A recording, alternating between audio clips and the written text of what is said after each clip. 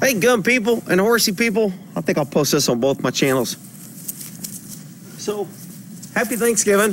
I figured I'd share a little. Now my cold's going away and I kind of feeling halfway decent. I'd share a little Thanksgiving history for those who either know it or didn't know it.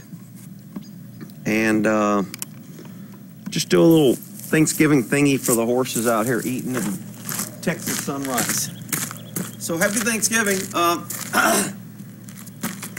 So the big thing, and I was listening to a radio show and they talked about this the other day, and I remember learning this in school, but I don't know if they even still teach it or what. You know, there's so many lies being taught in school now.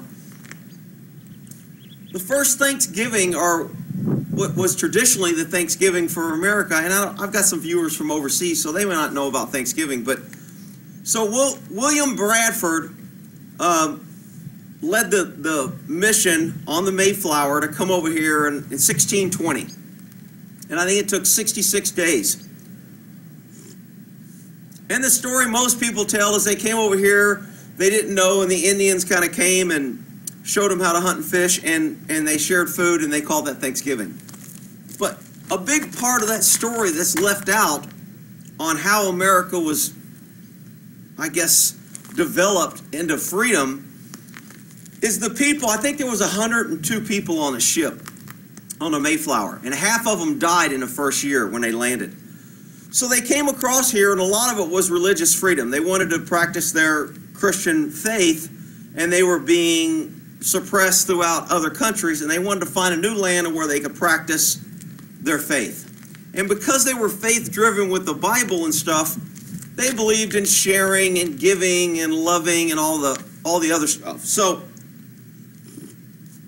the ship comes across, and they land, I think in Cape Cod or Massachusetts, somewhere around there. The ship lands, and like I said, the first year, half of everybody on the ship died, including William Bradford's wife. His wife died. So there was huge sacrifices to come here. And when they came here, they met the Indians. They made friends with a tribe. A tribe met them. They connected. They didn't know what the local plants were on how to eat, what fish to catch, what poisonous plants, and all this other stuff. So the Indians showed them, and they didn't know how to plant corn, so the Indian helped them plant corn, etc. Well, and that's kind of, you hear that story, the Indians helped them, they planted corn, and that's how they made it with the Indians' help. And then they decided to share Thanksgiving. Well, what really is left out of that Thanksgiving story, and what is critical to why I'm a big Second Amendment and freedom and anti-government person, is when Wilford Bradford came over, everybody on the ship agreed in the spirit of socialism and love and getting along and all the crap that's going on in the country now that's ruined freedoms. They agreed that nobody would be better than anybody else. Everybody would be equal. And everything that they built, the homes and everything that people grew and planted, everybody would share an equal part in that. Because they just wanted to be, they thought that was a great idea, like all socialists do. Well, after a while, and I don't know whether it was 6 months or so, well, maybe it was 3 months, Wilford Bradford said, this ain't going to work. Why wouldn't it work? Because people on the ship figured out that if I get equal share of everything, why should I have to work?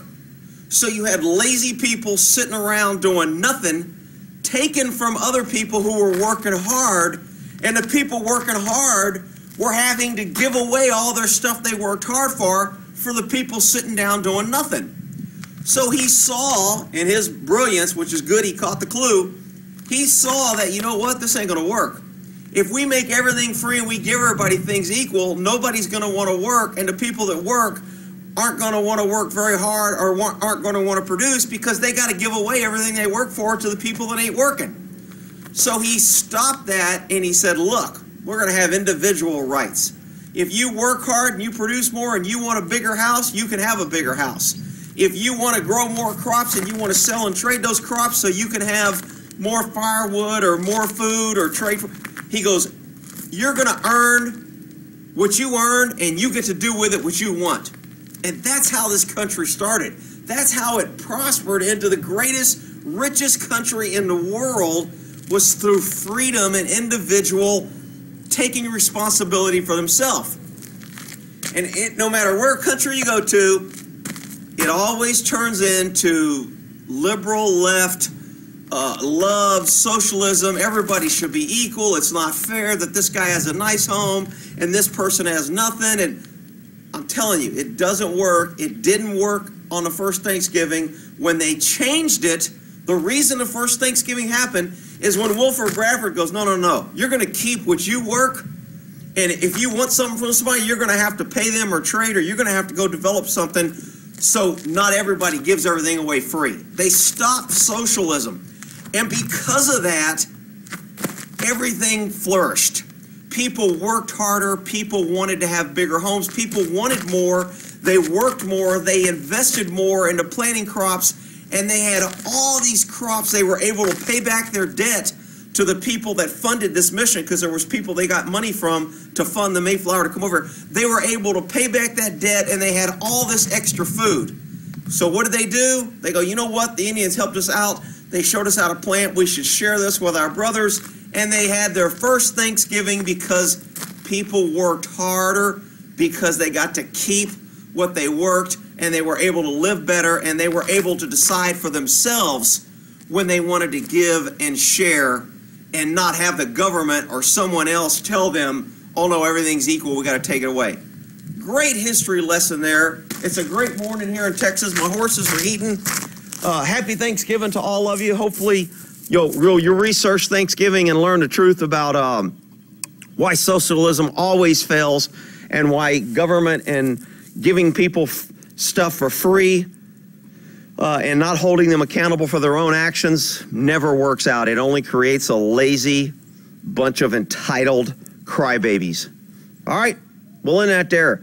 Buddy, Mr. T, you're good boys. They're like, Dad, you gave us a lot of extra alfalfa this morning. Yeah, they got a little Thanksgiving treat there.